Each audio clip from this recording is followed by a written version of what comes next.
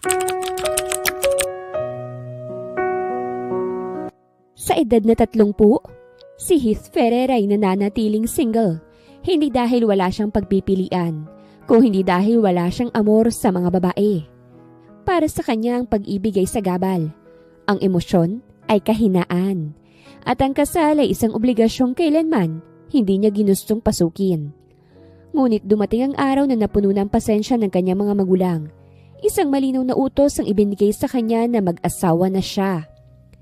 Hindi dahil kailangan niya ng pagmamahal, kung hindi dahil kailangan ito ng negosyo, ng reputasyon, at ng pamilya Ferrer.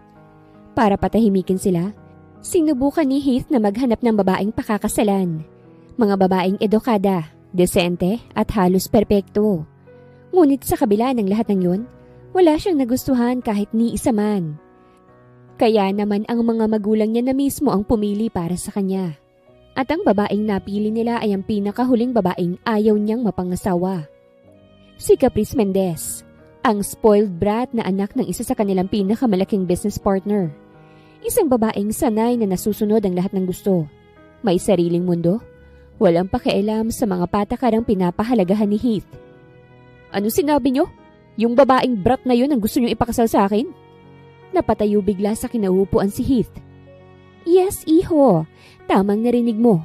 Si Caprice, ang gusto naming mapangasawa mo. My goodness, Mama.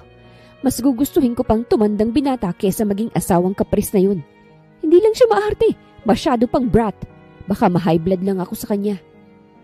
Mabait na bata si Caprice. Makikilala mo rin ang tunay na siya kapag nakasama mo na siya sa isang bahay. Kung siya rin lang makakasama ko, wag na. Mas gugustuhin ko pang mag-isa. At least payapang isip ko. Heath, this is final. Matagal na naming pinag-isipan pa ito. Hindi lang ito tungkol sa'yo. Tungkol to sa pamilya natin at sa negosyo. Then choose someone else. Maraming babae dyan. Educated, simple, hindi sakit sa ulo. Napatawang ama niya.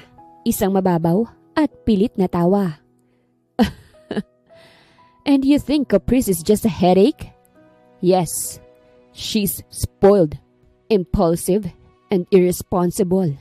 Hindi siya yung tipo ng babaeng gugustuhin kong makasama sa isang bubong, lalo na habang buhay. Bumuntong hininga siya't napapikit sandali. Sa lahat ng babaeng pwedeng piliin ng kanyang mga magulang, bakit iyon pa? Kilala niya si Caprice mula pa noong mga party, events, business gatherings. Isang tingin lang, alam mo na agad na sanay itong nasusunod. Mahilig sa luho, sa atensyon, sa drama. Isang walking disaster sa paningin ni Heath. Hindi mo siya kilala ng lubusan. Mariing sabi ng ina niya. Enough para malaman na hindi kami magtataga sa isang bahay, Mama. Please, I can't marry her. Hindi ito request, Heath. Ito'y desisyon. Ang mga Mendez ang pinakamalaking business partner natin. And you know what's at stake. Kumuyom ang kamao ni Heath. Doon niya naramdaman ang bigat ng katotohanan. Hindi pala siya hinihingian ng opinyon. Ipinapaalam lang sa kanya ang kapalaran niya. So, ginagamit niyo ako for business? Para sa pamilya.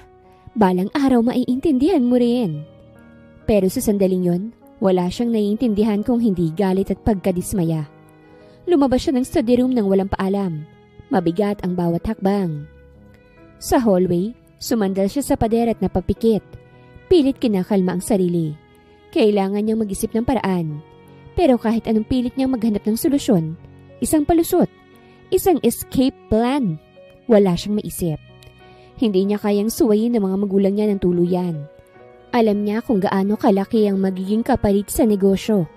Ang kanilang apelido, ang lahat ng pinaghirapan ng pamilya Ferrer. Isang gabi, matapos ang mahabang araw na puno ng iritasyon at mabibigat na isipin, nagdesisyon si Heath na lumabas. Kailangan niyang uminom hindi para magpakalasing, kung hindi para kahit papano naman ay mapatahimik ang ingay sa isip niya. Iisang pangalan lang paulit-ulit na bumabangga sa isip niya mula umaga hanggang gabi. Pakiramdam niya, kung hindi siya hihinga sa ibang lugar, ay sasabog na siya. Tinawagan niya ang pinsan niyang si RJ.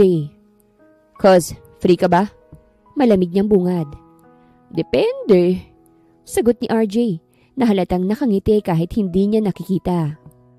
Bakit? Kailangan mo ba ng alak? Kailangan kong mag-bar. Diretsong sagot ni Heath. Okay, magkita tayo sa favorite place natin. Thanks.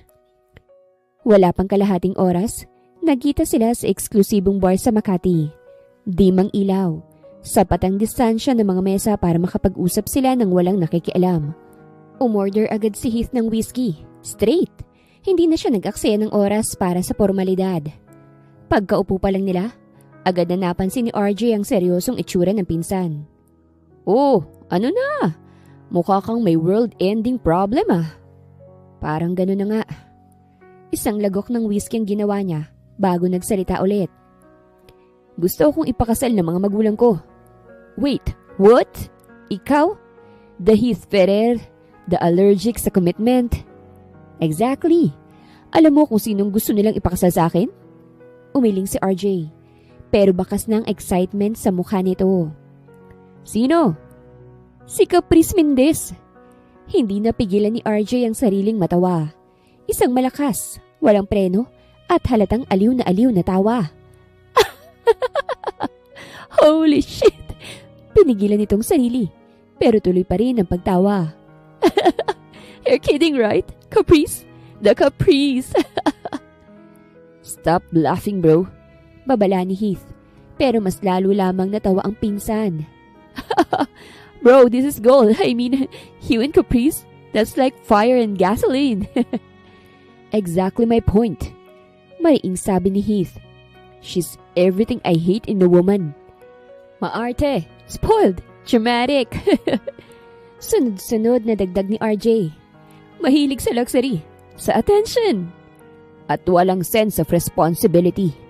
Singit ni Heath. Imagine being married to death. Everyday magiging circus. Pero, aminado ka naman, di ba? Maganda siya. That's irrelevant. Sabi ng lalaking single hanggang ngayon. Bumuntong hininga si Heath at muling uminom. Ramdam niya ang init ng alak na dumadaloy sa lalamunan niya. Pero kahit yun ay hindi sapat para palamigin ang inis niya. Hindi ko talaga kayang pakasalan siya. I'd rather stay single forever. Alam mo naman ang mga Ferrer. Seryosong sabi ni RJ matapos humupa ang tawa. Once they decide something, mahirap baliktarin. I know. That's why I need a plan. Plan? Like what? Tatakas ka? Don't tempt me.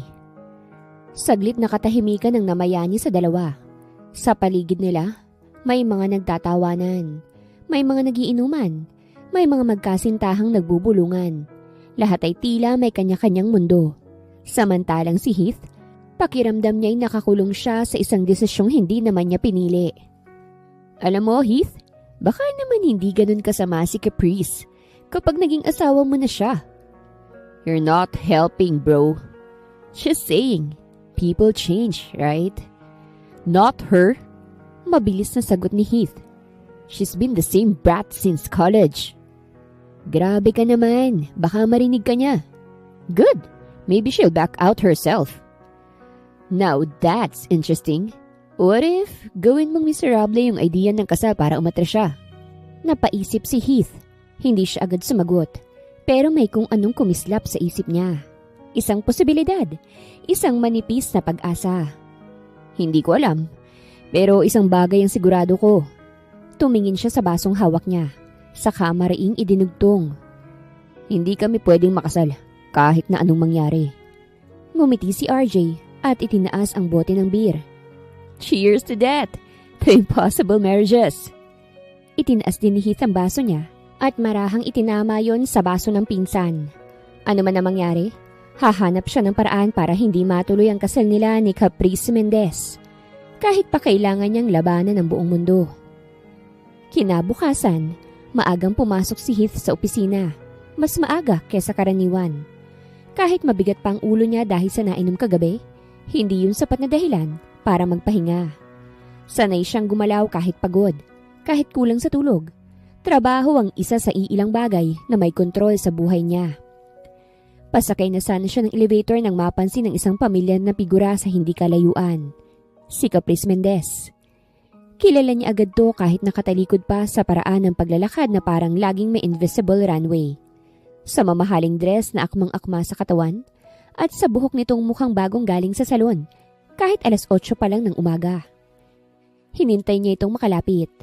Habang papalapit si Caprice, napansin niyang naka-heels ito na sapat ang taas para bahagyang makipantay sa kanya. May hawak tong designer bag at laptop. Nang tuluyan na itong tumapat sa kanya, agad siyang tinaasan ng isang kilay. Mula ulo hanggang paa ay sinipat siya. Parang may sinusukat. Wow! Is this some kind of a coincidence o sinadya mo talagang harangan ang daan ko? Hindi sumagot si Heath. Sa halip, sinukat din niya ito ng tingin. Walang paghanga, walang interes. Diretso at walang paligoy-ligoy. Good morning to you too. Save the pleasantries, Heath. It's too early for fake politeness. Tama, hindi rin naman ako mahilig sa fake. Then let's be honest. Why are you standing there like you're waiting for me? Because I am. Diretso niyang sabi. Bahagyang nanlaki ang mata ni Caprice. Pero mabilis din itong itinago. Really? And here I thought you'd do everything just to avoid me? I usually do. Ouch! Kunwaring nasaktan si Caprice, pero halata ang pang-aasar. At least honest ka. Naglakad to papalapit sa elevator at pinindot ang buton. Tumayo silang dalawa sa harap ng pinto, magkatabi, pero ramdam ang distansya. Alam mo na siguro, biglang sabi ni Caprice, nakatuon ang tingin sa saradong elevator doors. Na gusto tayong ipakasal ng mga magulang natin. Alam ko, at hindi ako interesado. Ngumiti si Caprice, pero ngayon ay may halong inis. Don't worry. Hindi rin ako thrilled. Really? Believe it or not, hindi rin kita dream guy. Good, then this will be easier. Easy? You make it sound like a business deal. For me, it is. Malamig niyang tugon. Sa wakas ay bumukas ang elevator. Sabay silang pumasok pero magkalayo ang kinatatayuan. Let me guess. Muling nagsalita si Caprice. Naka-cross arms. Gusto mong umatras ako? Yes. Tumawa si Caprice, isang maiksing tawa na puno ng pang-iinsulto. You're unbelievable. Akala mo ba ganun lang kadali? Hindi, pero umaasa ako na pareho tayo ng goal. Saglit itong natahimik. Tinitigan siya ni Caprice. Mas matagal kesa kanina. Para bang sinusuri kung seryoso ba siya o nagbibiro lang. Let me make something clear. Hindi ako sanay ng tinatanggihan. Especially not like this. Then, get used to it. Sagot ni Heath ng walang emosyon. Muling tumaas ang kilay ni Caprice. You really don't like me, do you? Hindi ito tungkol sa like o hate. Sagot niya. Ayokong magpakasal. Period. Tumigil ang elevator. Bumukas ang pinto sa executive floor. Nauna nang lumabas si Heath, pero bago tuluyang lumayo, huminto siya't hinarap si Caprice. Ano man ang plano ng mga magulang natin, hindi ako papasok sa kasal na ayoko. Buong maghapon na hindi maalis sa isip ni Caprice sa mga salitang binitawan ni Heath sa elevator. Paulit-ulit yung nag-e-echo sa isip niya na para bang sirang plaka. Hindi ako interesado. Get used to it. Hindi ako papasok sa kasal na ayoko. Sa tanang buhay ni Caprice, ngayon lang may lalaking tumingin sa kanya na parang wala siyang halaga. Sanay siyang hinahangaan, sinusuyo, pinipili. Sa eskwelahan man o sa social circle nila ngayon, siyang laging sentro, ang babaeng hindi pwedeng baliwalain. Pero si Heath Ferrer, unbelievable. Bulong niya sa sarili habang nakatingin sa bintana ng sasakyan. Kinagabihan, napansin ng mami ni Caprice ang pananahimik niya. Naupo ito sa tabi niya at masuyo siyang tinanong. Caprice, iha, you've been quiet. May problema ba? Nothing, Mom. I'm just tired. Pero ang daddy niya, isang batikang negosyante na sanay magbasa ng tao ay hindi kumbinsido. Tahimik lang itong kumakain, pero paminsan-minsan, tinitingnan siya. Matapos ang dinner, nang magsimulang magligpit ang mga kasambahay, Tumayo si Caprice at huminga ng malalim. Daddy, can I talk to you? Sa study room sana. Nagkatinginan ng mag-asawa bago tumango ang ama. Sure, let's go. Naupo ang daddy niya sa likod ng malaking mesa, habang si Caprice naman nananatiling nakatayo sa harap ng ama. Anong gusto mong pag-usapan natin? About Heath Ferrer, diretso niyang sabi. Bahagyang tumaas ang kilay ng daddy niya. What about him? Tutol siya. Ayaw niya sa kasal na gusto ninyo. Malinaw na ayaw niya sa akin. At iyon ba ang kinagagalit mo? Yes, dahil gusto ko siya, daddy. Pero hindi ko matatanggap na basta niya na lang akong tinanggihan. Parang wala akong choice. Parang ako pang may kailangan sa kanya. Caprice, marriages like this are not about feelings. Exactly. Kaya mas lalong wala siyang karapatang bastusin ako. At anong gusto mong mangyari? Tanong ng daddy niya. Gusto kong matuloy ang kasal namin. Matatag niyang sabi. Sigurado ka ba? Yes, kung ayaw niya, mas lalo ko tong gugustuhin. Hindi para sa kanya kung hindi para sa akin. Pero, Caprice, iha! Daddy, for once, let me handle this. Hindi ako papasok sa kasal na umiiyak o maasa. Papasok ako na alam ko ang halaga ko. Tumahimik ang ama niya. Pinag-iisipan ang mga sinabi niya. Ilang segundo ang lumipas bago ito tumango. Very well, sabi nito. If that's your decision, I'll support you. Bahagyang ngumiti si Caprice. Isang ngiting hindi masaya, kung hindi determinado. Habang palabas ng study room, isang malinaw na pangako sa sarili ang binitawan niya. Buong-buo ang loob ni Caprice na ituloy ang kasal nila ni Heath Ferrer. Hindi yun desisyong nabuo dahil sa pagmamahal, kung hindi dahil sa isang matibay na paninindigan. Ayaw niyang manatiling babae sa mata ni Heath na madaling husgahan. Isang spoiled brat na walang alam kung hindi luho at arte. Hindi siya ganun at sisiguraduhin niyang mapapatunayan niya yon. Sa mga sumunod na araw, naging mas tahimik si Caprice kesa dati. Hindi na siya palaging lumalabas para mag-shopping. Hindi na rin siya nagpapakaabalang mag-post ng kung ano-ano sa social media. Sa halip, mas pinili niyang manatili sa bahay, magbasa, at pag-aralan ang mundong matagal na niyang binabaliwala, ang mundo ng responsibilidad. Unti-unti niyang sinimulang kilalanin ang negosyo ng pamilya. Nakinig siya sa mga meeting ng daddy niya. Tinanong ang mga bagay na dati ay hindi niya pinapansin at inintindi ang mga desisyong hindi lang perang nakataya, kung hindi reputasyon at tiwala. Doon niya unang naramdaman ang bigat ng pagiging bahagi ng isang pamilyang may pangalan at impluensya. Hindi pala ganun kadali. At doon din niya napagtanto na marahil ganun din ang mundong ginagalawan ni Heath. Isang mundong walang espasyo para sa kahinaan, walang oras para sa emosyon, at walang lugar para sa mga taong hindi handang tumayo sa sariling paa. Hindi niya gustong baguhin si Heath. Ang gusto niya, baguhin ang tingin nito sa kanya. Sa tuwing naaalala niya ang malamig na titig ng lalaki, ang paraan ng pagsasalita nito na parabang isa lang siyang obligasyong kailangang iwasan. Mas lalo siyang naiengganyo na patunayan ng sarili.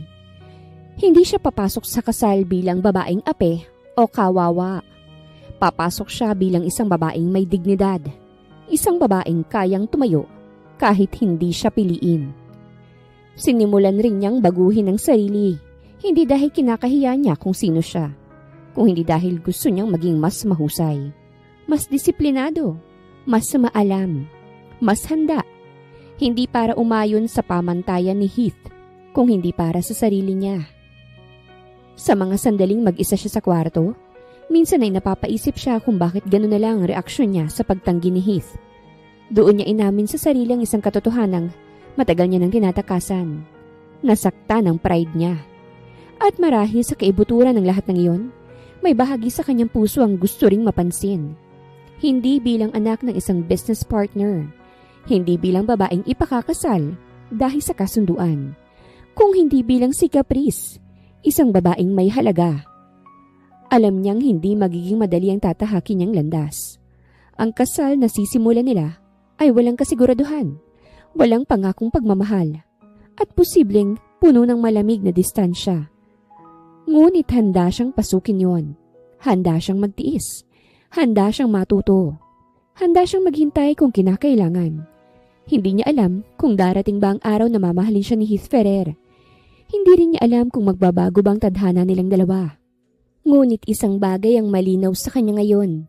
Hindi siya papasok sa kasal na ito bilang isang spoiled brat na kinamumuhian ni Heath. Papasok siya bilang isang babaeng kayang gawin ang ginagawa ng ibang babae. At higit pa roon, bilang isang babaeng karapat-dapat mahalin.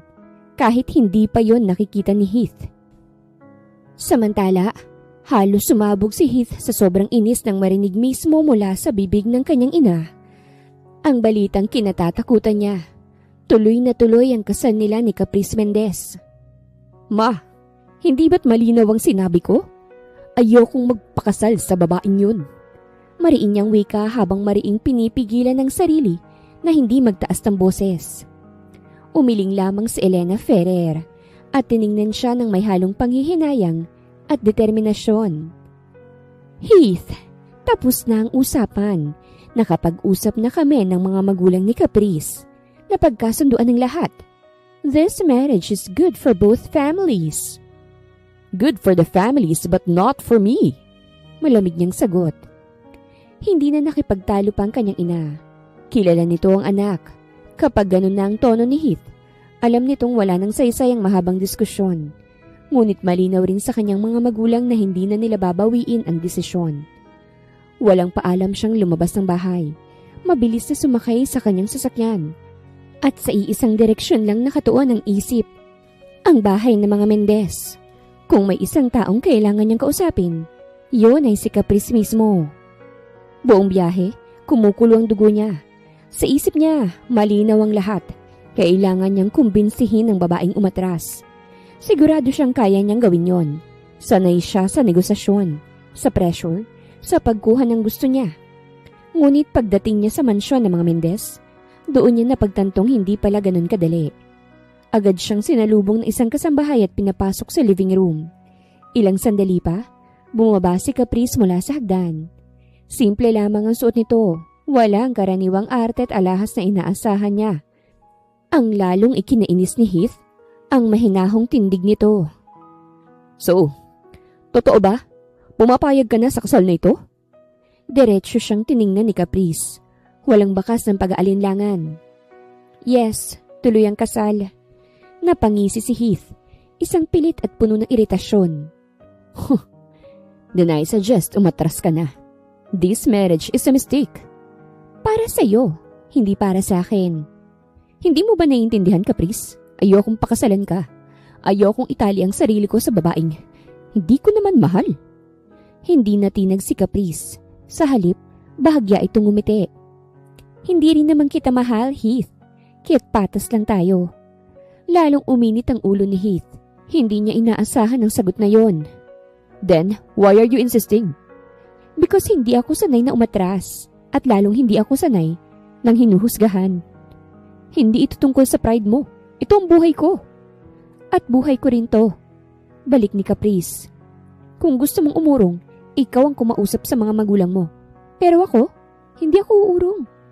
Tumayo si Heath. Mariing nga kapamewang. So ganito na lang. Papakasalan mo ko kahit ayoko. Tama. Hindi kita pipilitin na mahalin ako. Pero hindi rin kita hahayaang tapakan ako. Wala nang nasabi si Heath. Sa unang pagkakataon siyang naubusan ng argumento. Sa halip na makuha ang gusto niya, mas lalo lamang siyang nainis at nabigo. Pagkalabas niya ng bahay ng mga Mendez, diretso siyang nagmaneho patungo sa kondo ng kanyang pinsang si RJ. Kung may isang taong makakaintindi sa kanya, yun ay si RJ. Ang taong sanay makinig sa lahat ng reklamo niya sa buhay. Pagbukas pa lang ng pinto, sinalubong na siya nito ng nakangising muka. Bro, you look like hell. What happened to you? Don't start. Diretsyong sabi ni Heath. Habang dumediretso sa bar counter, siya na mismo ang kumuha ng bote at nagsali ng alak. Tuloy na ang kasal. Wait, what? With Caprice? Unfortunately, hindi napigilan ni RJ ang tumawa. Man, I told you, your parents don't joke around. Hindi to nakakatawa. Iritabling sagot ni Heath bago uminom ng diretsyo. So, what now? Hindi ko alam. Sinusubukan ko pang kausapin si Caprice. Ayaw umatras, matigas din palang ulo. Bagay kayo. Help me, RJ. Seriously, ano bang dapat kong gawin? Sandaling natahimik ang pinsan niya bago nagsalita. Kung hindi ka makakaatras, maybe you should stop fighting it. Hindi ko kayang pakasalan ng babaeng hindi ko naman mahal. Hindi naman laging nagsisimula sa love ang kasal. Minsan, dun palang natututo. Hindi sumagot si Heath. Sa kauna-unahang pagkakataon, hindi siya sigurado kung alin ang mas kinatatakutan. Ang kasal ba na ayaw niya o ang posibilidad na wala na talaga siyang takas? Habang patuloy silang umiinom ni RJ sa kondo nito, unti-unting bumibigat ang pakiramdam ni Heath. Hindi lang dahil sa alak, kung hindi dahil sa ideyang paulit-ulit na umiikot sa isipan niya. Wala na nga ba talaga siyang takas sa kasal kay Caprice Mendez? Bro, biglang sabi ni RJ matapos uminom ng isang lagok. Kung ayaw mo talagang matuloy yan, bakit hindi mo balik rin ang laro? Napalingon si Heath sa kanya. What do you mean? Ngumisi si RJ. Yung klaseng ngiti na alam ni Heath na delikado. Simple, magpa-audition ka. Audition? Kunot noong ulit ni Heath. For what? For your future wife. Diretso nitong sagot sabay tawa. Think about it. Kung pipili ka ng babae na pasado sa standards mo, may mayaharap ka na sa parents mo. Sabihin mo, ito ang babaeng gusto mong pakasalan, right? Natawa si Heath. Isang maiksing tawa na puno ng pang-aasar. You're drunk, RJ. That's crazy. Hindi pa. Sagot nito agad. And I'm serious. Bayaran mo. Contract marriage. Clean, simple. No feelings involved. Lumagok ng alak si Heath. Umiling-iling. That sounds ridiculous. Mas ridiculous ba kaysa pakasalan si Caprice? Balik ni RJ. Taas kilay. Natigilan si Heath. Doon siya tinamaan. Ibinaba niyang baso at tumitig sa pinsan. Continue. Lalong ngumisi si RJ. Magpa-open call ka. Discreet. Mga babaeng willing pumasok sa kasal kapalit ang malaking halaga. Ikaw ang pipili. Ikaw ang masusunod. Sandaling natahimik ang dalawa.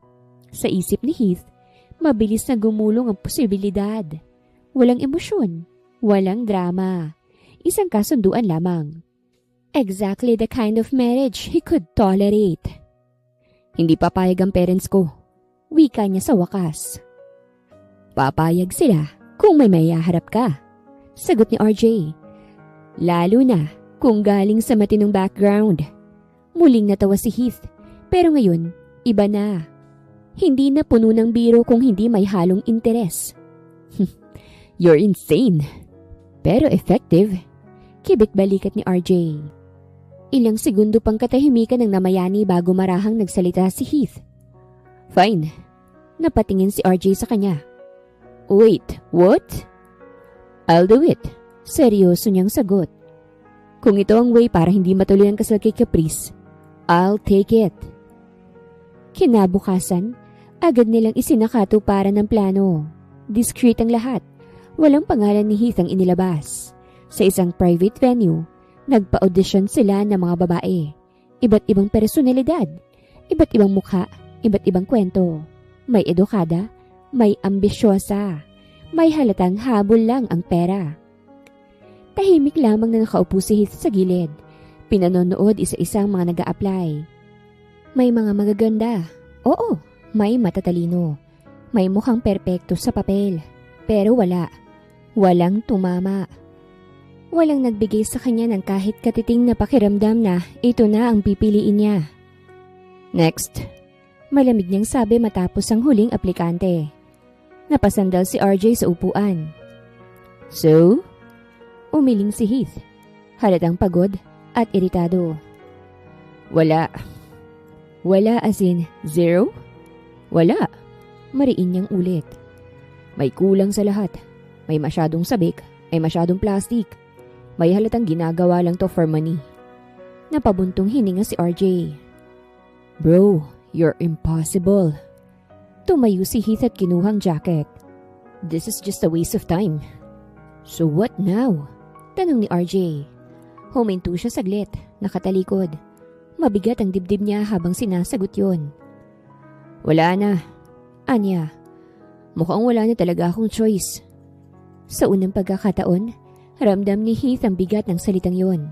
At sa hindi maipaliwanag na dahilan, sa gitna ng pagkadismaya, isang mukhang biglang pumasok sa isip niya. Ang mukhang pilit niyang iniiwasan mula pa simula. Si Caprice Mendez. Doon tuluyang nawalan ng pag-asa si Heath. Matapos ang bigong plano, matapos ang lahat ng pagtutol, at matapos maubos ang lahat ng posibleng palusot, malinaw na sa kanya ang isang katotohanan na wala na siyang takas. Sa loob ng study room ng kanilang bahay, tahimik siyang nakaupo, kaharap ang kanyang mga magulang. Si Heath na kilala sa pagiging matatag at palaban, ngayon ay tila nauubusan na ng lakas. So? Tanong ng ama niyang si Don Alberto. Diretso, walang paligoy-ligoy. Ano nang desisyon mo, Heath? Huminga siya ng malalim. Ilang segundo siyang natahimik. Tila ba pinaglalabanan ng sariling isip. Sa isip niya, libo-libong dahilan ang gusto niyang isigaw na hindi niya mahal si Caprice. Na hindi niya ito gusto. Na mali ang pilitin ng kasal na walang pagmamahal. Pero alam niyang wala itong saysay. Fine. Mababa ngunit malinaw niyang sagot. Napatingin agad ang kanyang ina. What did you say? Mapayag na ako. Ulit niya. Mas mariin. I'll marry Caprice. Kitang-kitang ginhawang bumalot sa mukha ng kanyang mga magulang. Lalo na sa kanyang ina na agad tumayo't lumapit sa kanya. Thank you. Thank you, anak. Emosyonal nitong sabi. You're doing the right thing for the family. Hindi na siya sumagot. Sa halip, iniwasan niya ang kanilang mga tingin. For the family. Ulit niya sa isip. Pero hindi para sa kanya. Sa kanyang sarili, malinaw na siyang nagtakda ng hangganan. This will be marriage in name only. Habang naglalakad palabas ng study room, buo na ang pasya niya. Gagawin niyang lahat para ituring na parang wala si Caprice sa buhay niya. Hindi niya ito pakikialaman. Iisang bubong man ang pagsaluhan nila, magkaibang mundo pa rin ang gagalawan nila. Kung maaari lang, mas gugustuhin niyang hindi sila magsama sa iisang bahay. Ngunit tila nagmamadali ang lahat. Halos wala pang 2 linggo ang lumipas nang itakda agad ang kanilang kasal. Mabilis. Walang tanong kung handa ba sila. Walang puwang para umatras. At dumating ang araw na yon, ang araw na pinakasusuklaman ni Heath. Isang engrandeng kasalan ang ginanap sa isa sa pinakamahal na simbahan sa lungsod. Punong-puno ng mga bisita ang buong lugar, mga negosyante, investors, prominenteng pamilya sa mundo ng business. Lahat ay nandun, lahat ay saksi. Habang nakatayo siya sa harap ng altar, suot ang mamahaling suit. Ramdam ni Heath ang bigat sa kanyang dibdib. Palakpakan, bulungan, mga matang puno ng paghanga. Lahat yun ay parang ingay lamang sa kanya. Nang maglakad papasok si Caprice, suot ang isang napakagarbong wedding gown. Ramdam niya ang pagkabigat ng sandaling yon. Hindi niya ito tiningnan ng matagal. This means nothing. Paulit-ulit niyang sinasabi sa sarili. Nang bigkasin niya ang salitang I do, wala roon ang puso niya. Ang meron lang ay obligasyon.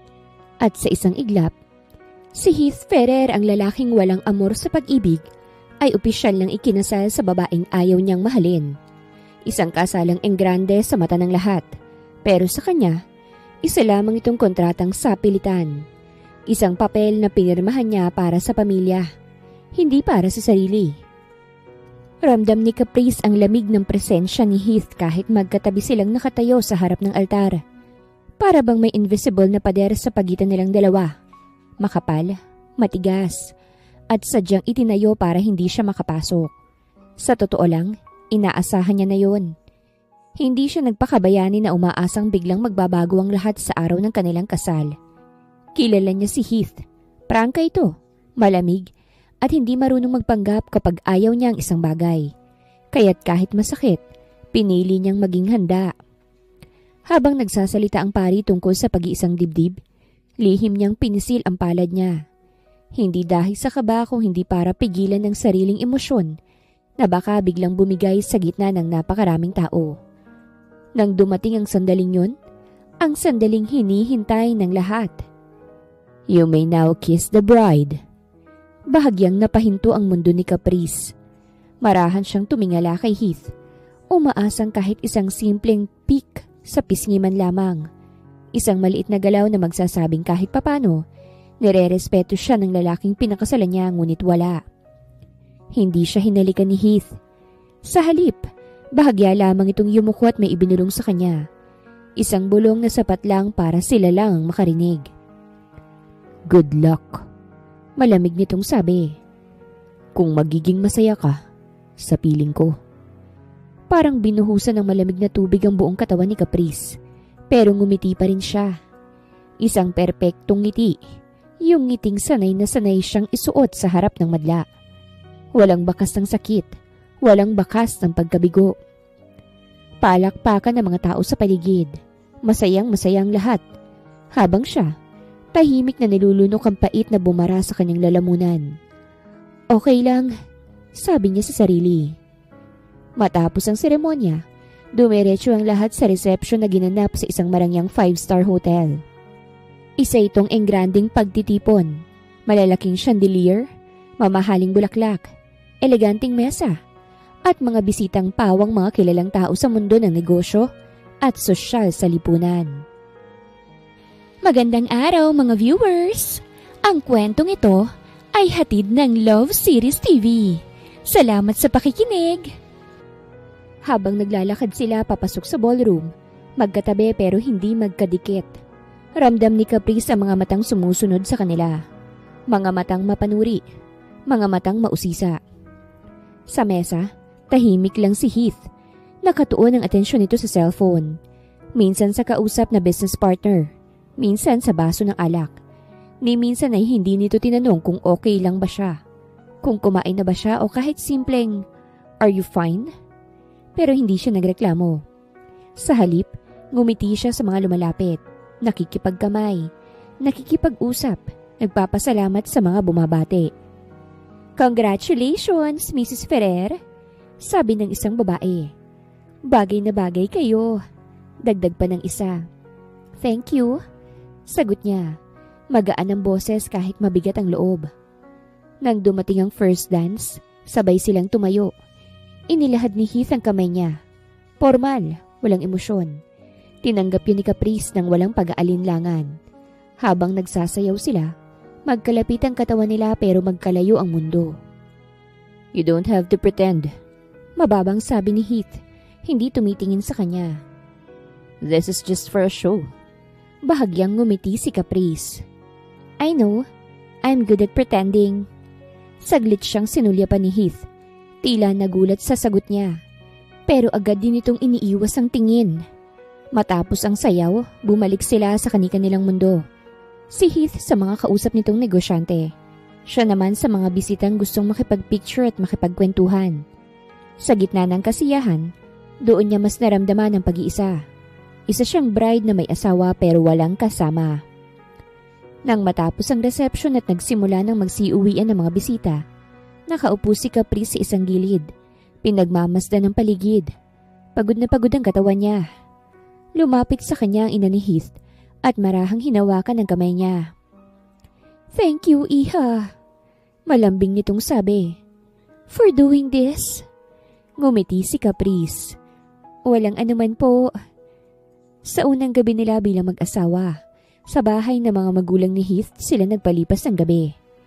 Magkatabi sila sa kama ni Heath. Pero kung tutuusin, mas bagay pa silang tawaging magkaibang nilalang na napadpad lang sa iisang espasyo. Nakahiga si Caprice ng tuwid. Magkapatong ang mga kamay sa tiyan, nakatingin sa kisame. Si Heath naman, nakatagilid sa kabilang side ng kama, nakaharap sa pader. May pagitan sila. Hindi man sa sukat ng kama, pero sa lamig at distansya, Parang may pagitan silang ilang kilometro. Kinabukasan, maagang nagising si Caprice. Bumangon siya ng dahan-dahan. Siniguradong hindi magigising si Heath. Pero nagkamali siya. Gising na pala ito. Nakaupo sa gilid ng kama. Inaayos ang relo. Nagkatinginan silang saglit. Si Caprice ang unang umiwas ng tingin at dumiretso sa banyo. Paglabas niya, handa na ang almusal sa dining area. Nandun na rin si Heath. Seryosong nagbabasa ng kung anong dokumento sa laptop nito. Tahimik nilang pinagsaluhan ang agahan. Hanggang sa biglang nagsalita si Heath. Parang nag-uulat lang ng schedule. Hindi ako papasok sa opisina today. Napatingin si Caprice sa kanya. Oh, okay. Lilipat tayo sa Makati. Dagdag nito. Hindi pa rin tumitingin sa kanya. Doon tayo titira. Saglit na natigilan si Caprice. Sa bahay mo? Sa Makati? Tumango si Heath. Mas may privacy tayo ron. Hindi na nagtanong pa si Caprice. Sa totoo lang, wala naman siyang dahilan para tumanggi. Ayos lang sa akin. Sagot niya na mahinahon. Matapos ang almusal, agad siyang nag-impake ng mga gamit. Hindi naman ganun karami. Ilang damit, personal na mga gamit, at mga bagay na kakailanganin niya. Pagkatapos ng tanghalian, bumiyahe na sila papuntang Makati. Tahimik lang ang buong biyahe. Si Heath ay nakatuon sa pagmamaneho. Seryoso ang muka. Si Caprice naman, nakatanaw sa bintana. Pinagmamasta ng mga nadadaan ng gusali at kalsada. Sa loob-loob niya, parang may mabigat na tanong na gusto niyang itanong. Bakit ganito ka? Pero pinili niya lang manahimik. Nang makarating sila, bumungad sa kanya ang isang malaking bahay. Modern, elegante, at malamig ang dating. Malawak ang bakuran, mataas ang gate, at halatang pinag-isipan ng bawat detalye ng disenyo. Habang pumapasok sila, hindi maiwasang mapaisip ni Caprice. Ang laki ng bahay, siguro pinagawa to ni Heath para sa magiging asawa nito. May guest room sa second floor, sabi ni Heath habang naglalakad papasok. Pwede mong gamitin. Guest room? Mahinang ulit niya. Tumigil si Heath at humarap sa kanya. Walang galit sa mukha nito. Wala ring lambing. Neutral, malamig. For now, dagdag ni Heath. Mas magiging komportable tayo pareho. Tumango si Caprice kahit may bahagyang kirot sa dibdib. Sige. Nang tuluyan ng mapag-isa si Caprice sa kwarto, saka lamang niya naramdaman ang katahimikan. Isinara niyang pinto at sandaling sumandal ron. Pumikit, saka huminga ng malalim. Pero inihahanda ang sarili sa panibagong laban. Agad niyang inayos sa mga gamit.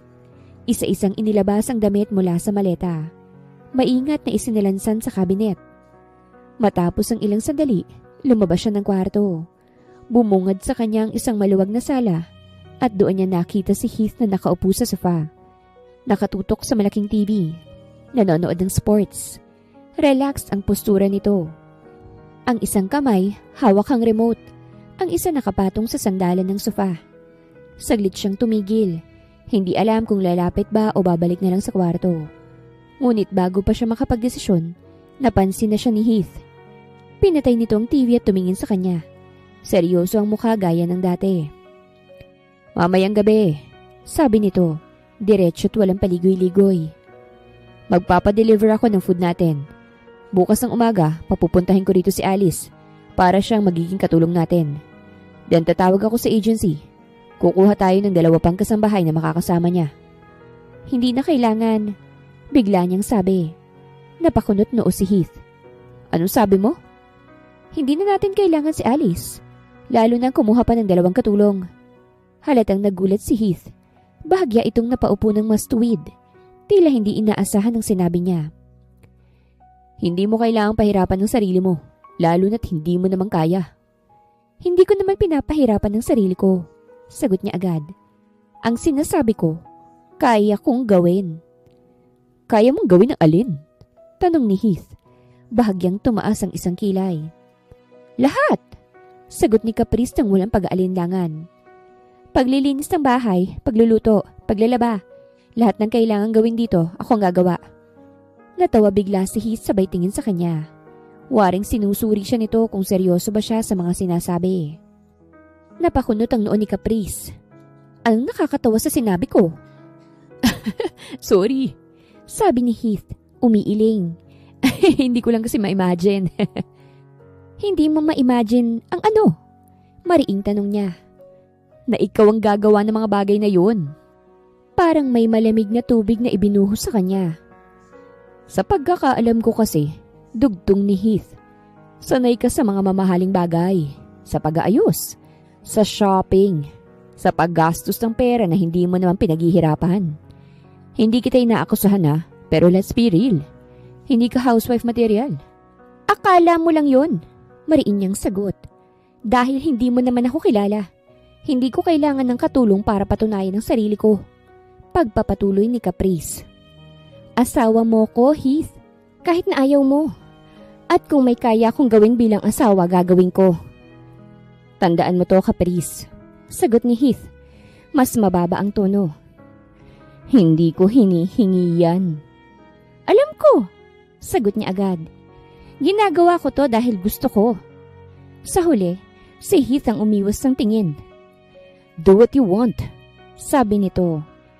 Pero wag mo nga asahan na tutulungan kita kapag napagod ka. Huwag ka mag-alala. Hindi kita hihingian ng tulong. Mabuti kung ganun. Katulad ng mariing sinabi ni Caprice kay Heath ng gabing yon, siyang gumawa ng lahat. Walang katulong. Walang assistant. Walang umaalalay. Sa unang araw pa lang, doon niya tuluyang napagtanto kung gaano kalayo ang mundong ginagalawan niya noon sa mundong pinasok niya ngayon. Oo, aaminin niya, wala talaga siyang alam. Hindi niya alam kung paano maglinis ng banyo. Hindi niya alam kung anong klaseng sabon ang ginagamit sa puti at sa dekolor. Hindi niya alam kung papaanong magluto ng kahit simpleng ulam na hindi nasusunog o hindi sumosobra sa asin. Ang tanging alam niya lang noon ay magpaganda, mag-shopping, gumimik at magwaldas ng perang hindi niya kailanman pinaghirapan. Pero kahit ganun hindi siya umatras. Sa unang linggo, halos araw-araw siyang napapaupo sa kusina matapos ang sunod-sunod na pagkakamali. May mga gabing masakit ang likod niya sa kakayuko, namumula ang mga kamay sa detergent, at pagod na pagod ang katawan, pagod na hindi niya kailanman naranasan sa buong buhay niya. Minsan muntik na siyang maiyak nang masunog ang niluluto niyang ulam. Minsan naman, tahimik siyang napapaupo sa sahig ng laundry area, nang mapansin niyang nagkulay pink ang mga dating puting damit, dahil sa maling paghihiwalay ng labahan. Pero sa tuwing sasagi sa isip niya ang mukha ni Heath, ang malamig na titig nito, ang pagtawa nitong puno ng pagdududa, mas tumitibay ang loob niya. Hindi ako susuko. Hindi ako spoiled brat. Hindi naging madali ang bagong buhay nito para kay Caprice. May mga umagang masakit ang buong katawan niya pero kailangan niya pa ring bumangon para maghanda ng almusal. May mga gabing antok na antok siya. Pero kailangan niyang tapusin ang paglilinis at ayaw niyang iwanang magulo ang bahay. Makalipas ang ilang linggo, napapansin niyang mas gumagaan ang kilos niya. Mas nagiging maayos ang pagluluto niya. Mas mabibilis niyang natatapos sa mga gawaing bahay. Natuto siyang maghanap ng tamang paraan. Nanonood ng videos, nagbabasa, nagtatanong sa ilang kakilala. Hanggang sa isang araw, habang naglilinis ng sala, at tinitingnan ng maayos na bahay, napahinto siya. Doon niya napagtanto na hindi lang pala siya natutong gumawa ng gawaing bahay. Natuto rin siyang tumayo sa sarili niyang mga paa. Ilang araw matapos niyang masanay sa bagong rutina, kinausap niyang kanyang ama. What are you doing here? Umupo siya sa harap ng mesa nito at huminga ng malalim. Daddy, may sasabihin po ako. Napansin ng amang seryosong tono niya kaya tumango ito. Go on. Gusto ko na magtrabaho. Diretsyong sabi niya. Sa company natin. Napatigil ang ama sa ginagawa. Are you sure? Opo. Sagot niya nang walang pag-aalinlangan. Handa na po ako. Natahimik ang ama sandali. Tila sinusukat ang anak na nasa harapan niya. Parang unang beses niyang nakita si Caprice na hindi humihingi. Hindi nag-iinarte.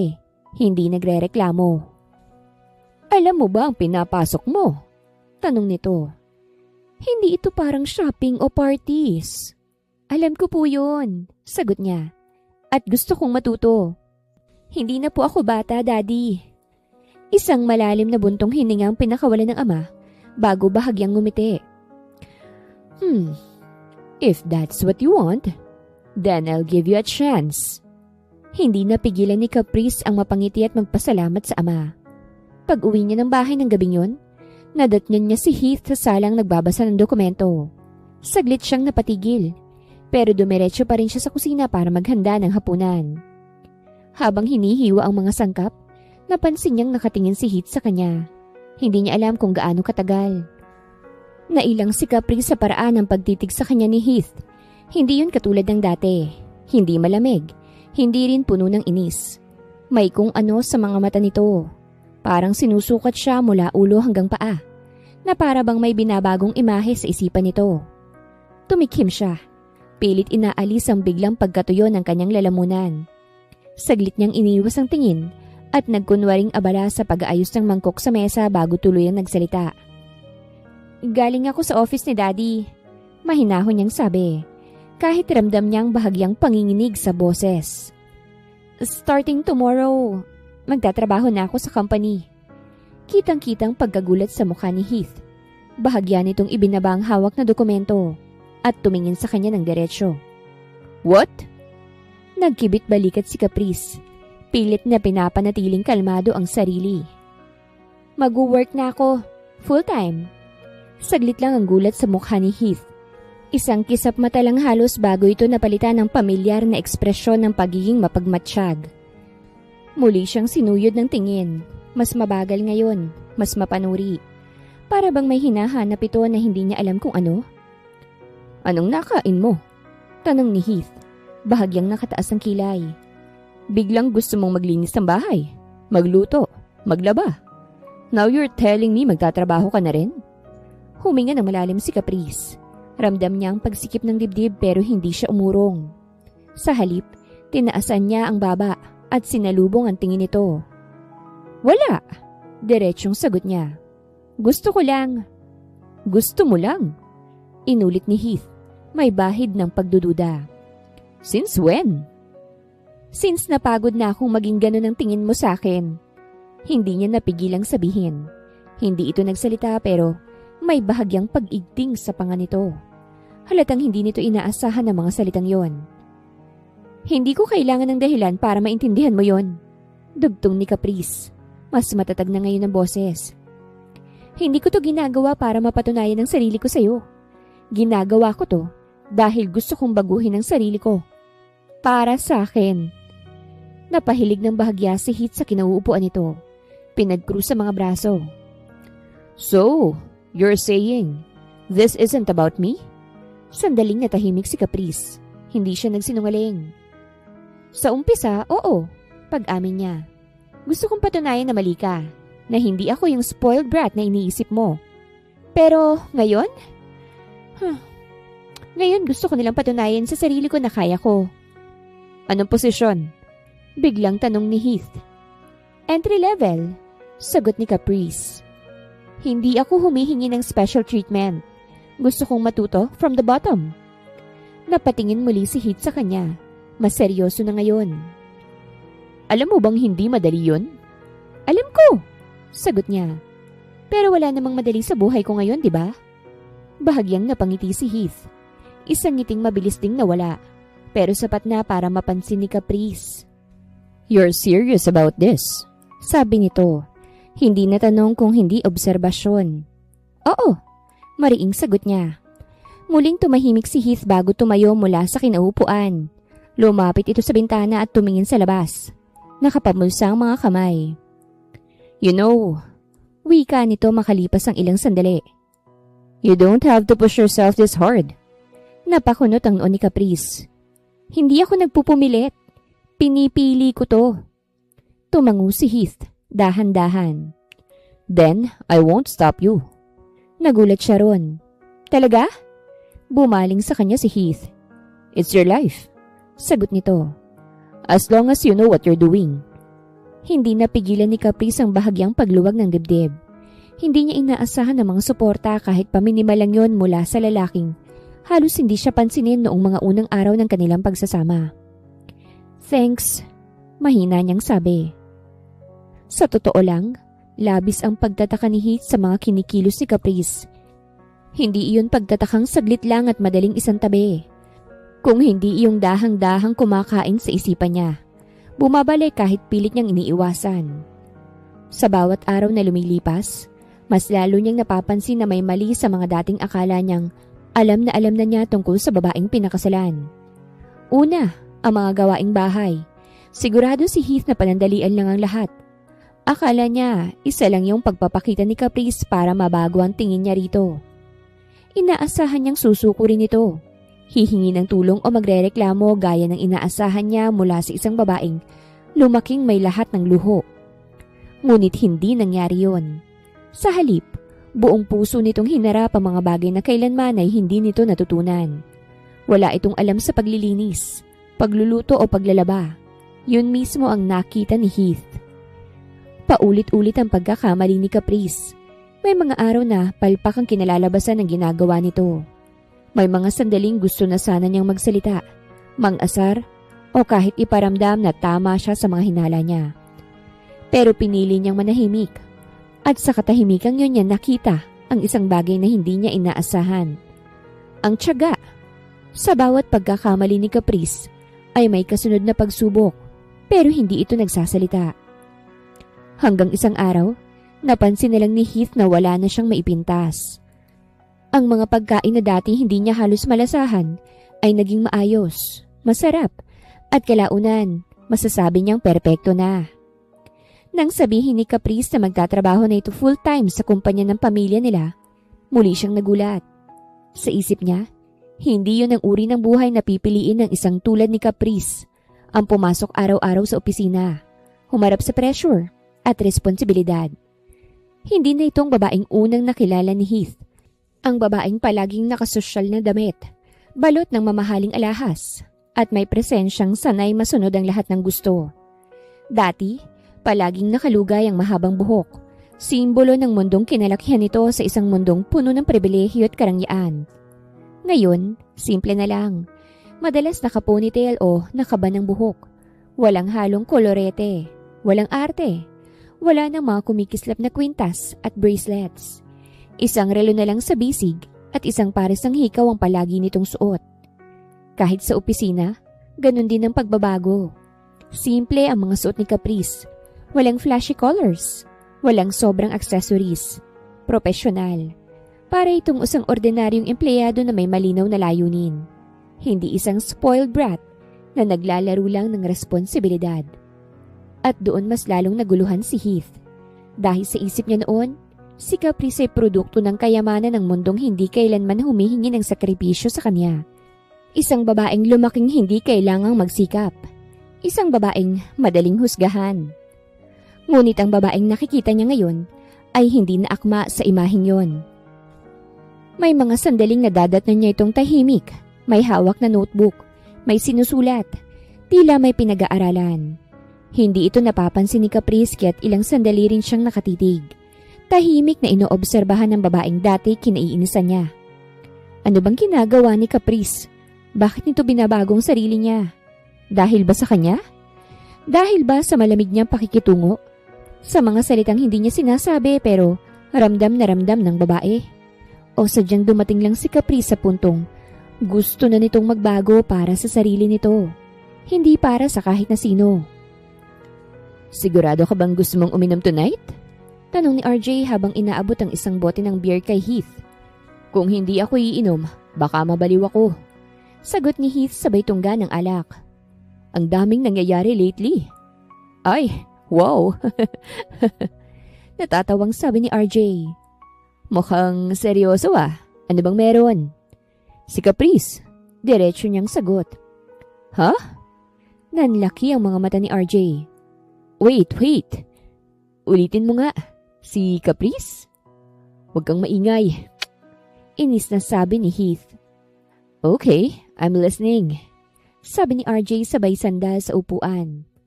Mukhang interesting to. Hindi ko maintindihan eh. Hindi na siya yung dating Caprice na kilala ko. Define. Hindi na siya?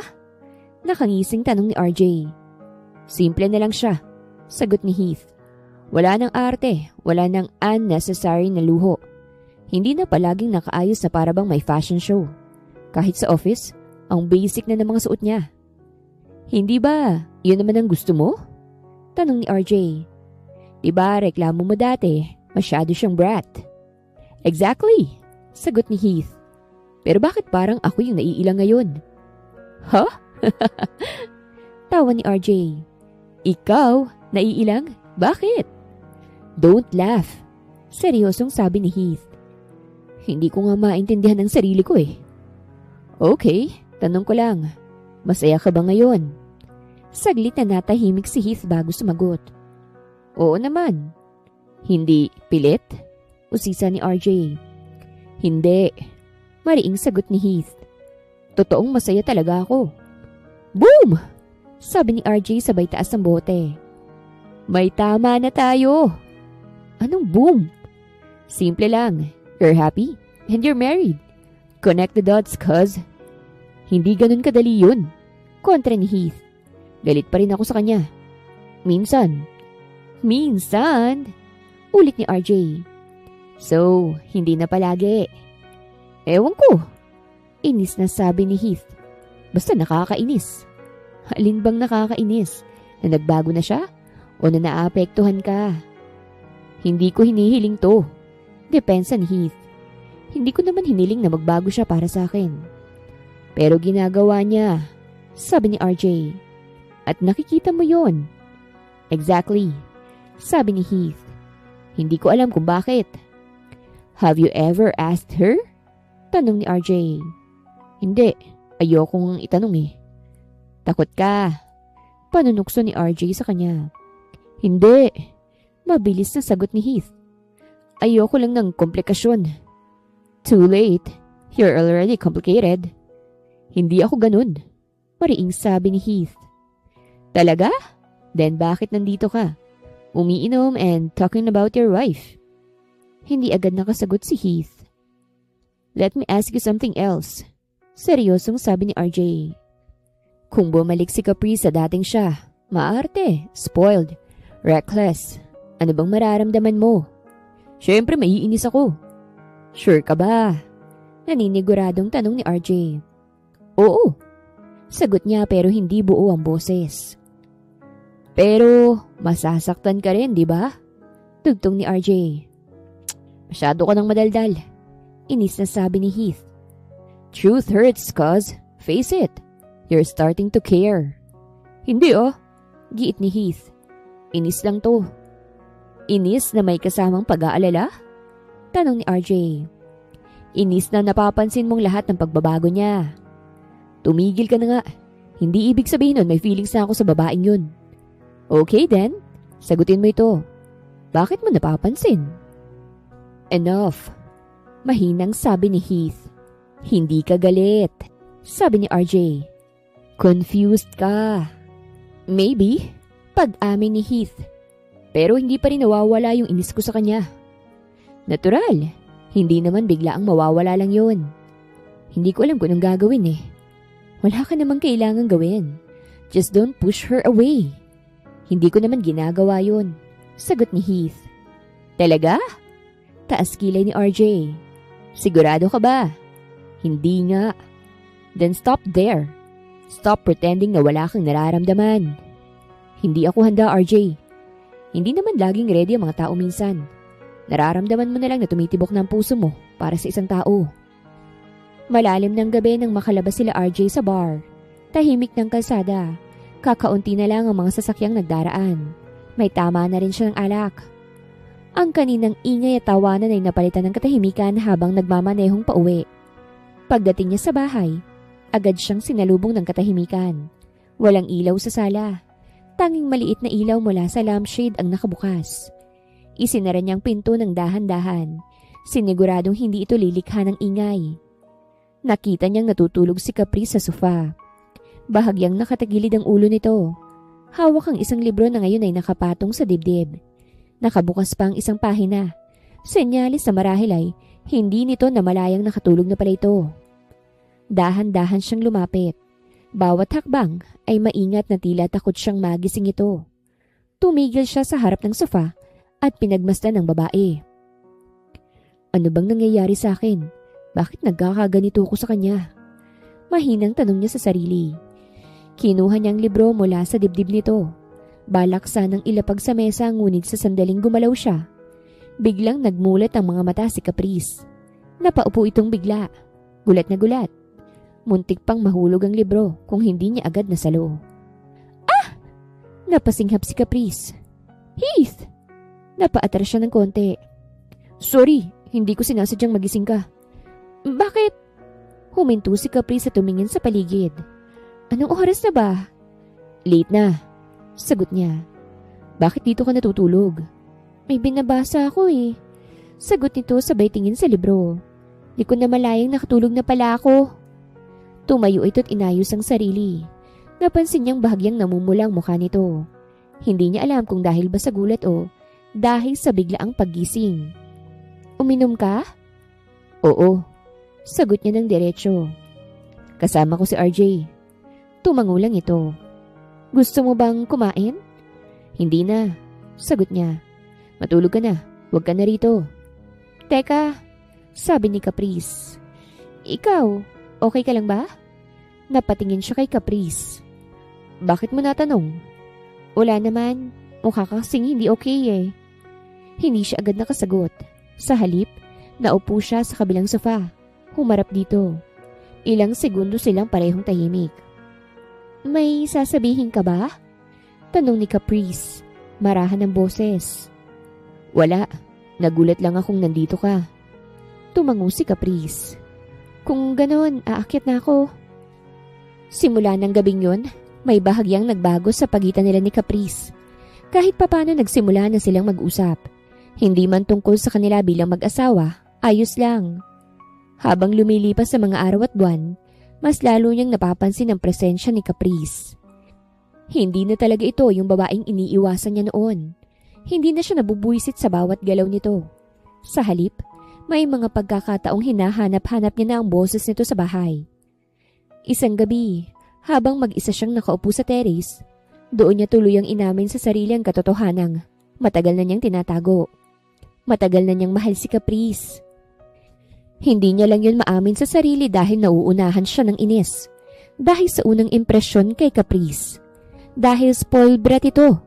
Isang babaeng akala niya walang kayang gawin kung hindi mag-inarte at gumastos ng pera. Ngunit nagkamali siya. Sabado ng umaga, pareho silang walang pasok sa opisina. Nasa sala siya, nagbabasa ng dokumento. Nang mapansin niyang papalapit si Caprice. Heath, mahinang tawag nito sa pangalan niya. Napatingin siya rito. Bakit? May sasabihin sana ako. Seryoso itong tumingin sa kanya. Ano yun? Umupo si Caprice sa harap niya. Magkahawak ang mga kamay. Tila pinipilit pakalmahin ang sarili. Napansin niyang hindi ito makatingin ng diretsyo sa kanya. Matagal ko nang iniisip to. Paninimula nito. Alam kong paborito sa'yo. Ano yun? Sabihin mo, makikinig ako. Huminga ng malalim si Caprice bago muling nagsalita. Gusto ko nang ipawalang bisa ang kasal natin. I think yun rin naman ang gusto mo matagal na, right? Are you sure? Yes. Ilang beses ko itong pinag-isipan at sigurado na ako. Para makabalik na tayo sa dati nating buhay at malaya nating mahanap ang taong totoong nakalaan para sa atin. Okay, ikaw ang bahala. Thank you. Matapos mag-usap, ay bumalik na siya ng kwarto at inumpisahang mag-impake ng mga gamit. Masaya siya dahil sa wakas, napatunayan niya ng sarili kay Heath. Na kahit isa siyang spoiled brat ay kaya niyang magbago at gawin ang mga bagay na kayang gawin ng ibang mga babae. Kinabukasan, agad na nag-file si Caprice ng annulment. Tahimik niyang isinagawa ang lahat ng kailangang mga papeles, abogado at mga pirma na kailangang ilaan para sa proseso. Wala siyang narinig na pagtutol kay Heath. Sa katunayan sa paraan ng pagtingin nito sa kanya, halatang masaya ito sa kanyang desisyon. Naiintindihan niya, yun naman talagang nais ni Heath mula simula. Dahil dito mas lalo niyang napatunayan sa sarili na tama ang hakbang na ginawa. Makalipas ang 4 na buwan, formal nang naaprubahan ang kanilang annulment. Para kay Caprice, hindi ito simula ng lungkot, kung hindi simula ng bagong kabanata sa kanyang buhay. 1 taon na ang lumipas mula nang maaprubahan ng kanilang annulment. Sa lahat ng araw na yun, hindi na nagkakaroon ng pagkakataon si Caprice na makita o makausap si Heath. Ang huling balitang natanggap niya tungkol sa lalaki ay ang pagtungo nito sa Singapore para i-manage ang bagong negosyo ng pamilya Ferrer. Maliban doon, wala na. Araw ng linggo, kagigising lang ni Caprice nang sabihin ng katulong na nasa baba si Heath at gusto siyang makausap. Nakaramdam siya ng matinding excitement. 1 taon din niyang hindi nakita si Heath. Hindi niya inaasahan na dadalawin siya nito at sa mismong bahay pa nila. Agad niyang inayos ang sarili at nagsuot ng magandang damit. Nang masiguradong maganda na siya ay nagdesisyon na siyang bumaba. Nakita niyang nakaupo sa sofa si Heath. Mabilis itong tumayo nang makita siya. "Hi Caprice, I know it's been a long time, but I wanted to see you. And, well, I thought you'd like this." "Oo nga eh." Yun lamang na isagot niya. "For you." Inabot nito sa kanya ang isang bouquet ng bulaklak. "Roses? For me?" Hindi makapaniwalang tanong niya kay Heath. "Yes," sagot ni Heath. May banayad na ngiti sa mukha. "It's been a year, Caprice. I thought it's time to catch up. Maybe we can have lunch together?" Napansin ni Caprice ang sincerity sa tingin ni Heath. Hindi siya tumanggi. Agad niyang pinayagan ng imbitasyon. Tahimik lamang ang biyahe. Paminsan-minsan ay palihim siyang tumitingin sa gilid ng mukha nito. Sinusubukang basahin kung anong tumatakbo sa isipan nito. 1 taon ang lumipas mula nang tuluyang maputol ang ugnayan nila. Ngunit sa hindi niya maipaliwanag na dahilan, parang kahapon lamang nahuli silang magkasama. Dinala siya ni Heath sa isang mamahaling restaurant, sa lugar na minsan na rin nilang napuntahan noon, pero magkaiba ang pakiramdam ngayon. Noon magkasama sila bilang mag-asawang napilitan. Ngayon, magkasama sila bilang 2 taong malaya. Pagkaupo pa lamang nila inasikason agad sila ng staff. Tahimik lang silang kumakain. Tanging tunog ng mga kubyertos ang maririnig. Si Caprice, pilit pinapakalmang sarili. Habang si Heath naman ay panayang sulyap sa kanya na para bang may gustong sabihin, pero hinihintay ang tamang pagkakataon. Nang matapos silang kumain at mailigpit ang mga pinggan, saka lamang nagsalita si Heath. "Caprice." Mahinahon itong tawag, dahilan para mapatingin siya rito. "Bakit?" sagot niya, bahagyang kinakabahan. Sandaling tumahimik si Heath, saka siya tiningnan ng diretsyo sa mata. "May boyfriend ka na ba?" Para bang may biglang kumislot sa dibdib ni Caprice sa tanong na yon. Hindi niya inaasahan. Napakurap siya at bahagyang napanganga bago nakasagot. Wala pa." Tapat niyang sagot.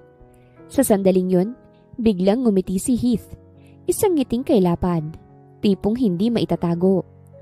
Kita ni Caprice ang tuwa sa mukha ng lalaki. Mas lalo siyang naguluhan. "Bakit ka naman nakangiti?" tanong niya. Bahagyang nakakunot ang noo. "Masaya lang," sagot ni Heath nang walang pag-aalinlangan. Masaya ako dahil single ka pa rin hanggang ngayon." Diretsyong sagot nito. Biglang uminit ang buong mukha ni Caprice. Ramdam niyang paghaplos ng hiya sa pisngi niya, hanggang sa tuluyang mamula. Ibinaling niya ang tingin sa ibang direksyon. Pilit tinatakasan ng titig ni Heath. "Anong pinagsasasabi mo?" Mahina niyang sambit, ngunit ramdam ang kaba sa boses. Ngumiti palalo si Heath, saka biglang inabot ang kamay niya sa ibabaw ng mesa. Nagulat si Caprice, muntik pa niyang mabitawan ang hawak na baso. Bakit?" gulat niyang tanong. "Caprice," muling sambit ni Heath sa pangalan niya. Mas seryoso na ang tono. "Hindi ako bumalik para guluhin ka. Bumalik ako dahil may gusto akong itama." Tumingin siya rito. Doon niya nakitang kakaibang tingin sa mga mata nito. Wala na ang lamig at ang inis. "Gusto kitang ligawan, Caprice." Huminto bigla ang mundo ni Caprice sa narinig.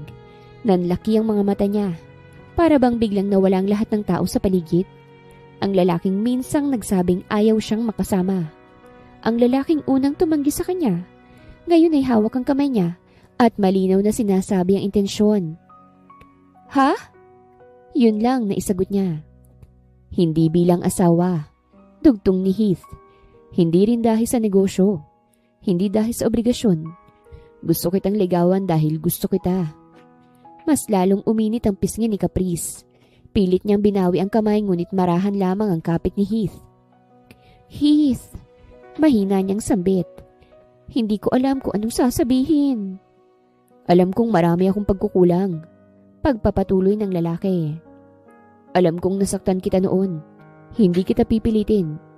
Hihintayin kita. Basta't bigyan mo lang ako ng pagkakataon. Matagal na natahimik si Caprice. Sa isip niya, bumalik ang lahat. Ang pagpupumilit niyang patunayan ang sarili. Hindi ko alam. Tapat niyang sagot. Hindi madali ang pinagdaanan natin. Alam ko, sagot ni Heath. Kaya nga liligawan kita hanggang makuha kong matamis mong oo. Bahagyang napangiti si Caprice. Hindi niya namalayang may kirot at saya sa iisang ngiti. Dahan-dahan niyang binawi ang kamay, pero hindi na katulad kanina. Wala nang kaba, wala nang takot. Pag-iisipan ko muna, sabi niya. Tumango si Heath, may ngiting puno ng pag-asa. Thank you, Caprice. Habang palabas sila ng restaurant, ramdam ni Caprice ang kakaibang gaan sa dibdib. Hindi niya alam kung saan patutungo ang lahat, ngunit sa unang pagkakataon, masaya siya. Sinimulan nga ni Heath ang panliligaw kay Caprice sa paraang hindi niya akalaing kaya niyang gawin. Kung dati iniirapan niya lang ang ideya ng effort at romance, ngayon ay kusa na itong dumadaloy sa kanya. Parang natural na bahagi na ng araw-araw niyang buhay. Araw-araw niya itong pinadadalhan ng mga bulaklak. Iba't ibang klaseng minsang rosas, minsan lilies, minsan naman simpleng daisies lang. Hindi dahil may okasyon kung hindi dahil gusto niya. May kasabay pang tsokolate. Minsan, paborito ni Caprice.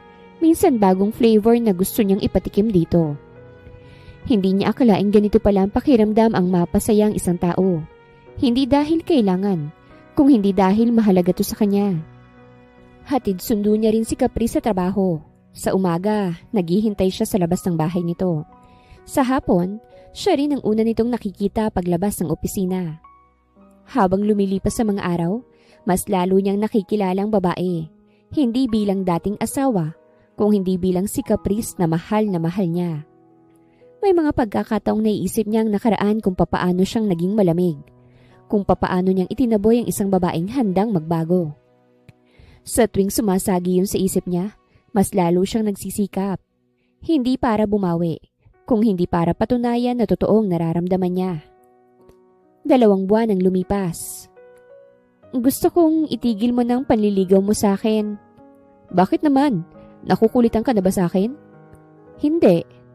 Kung ganun, bakit mo naman pinapatigil ang panliligaw ko sa'yo? Dahil sinasagot na kita, Heath. Sapat na yung mga efforts na pinapakita mo sa akin. Nakuha mo ng puso ko, Mr. Heath Ferrer. Really? Yes, Heath. Sa labis na tuway, nayakap na lamang niya si Caprice. Salamat. Pinapangako ko sa'yo na hindi ka magsisising minahal mo ko. Araw-araw kitang mamahalin at pasasayahin. Alam ko yon. Nararamdaman ko yon. Mahal na mahal kita, Heath. Mas mahal kita, Caprice. Hindi nagtagal, ay nagpasya silang magpakasal muli. Ngunit sa pagkakataong to, hindi dahil sa obligasyon.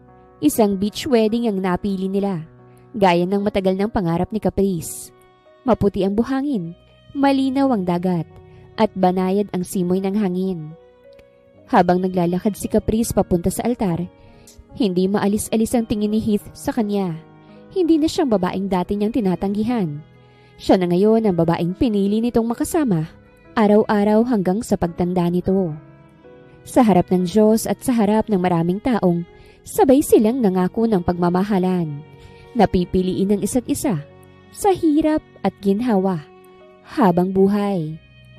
At sa sandaling yon, alam ni Heath na ang kasal na minsang walang pag-ibig, ay tuluyan ng napalitan ng isang pagsasamang sinimula ng walang hanggang pagmamahal. Wakas.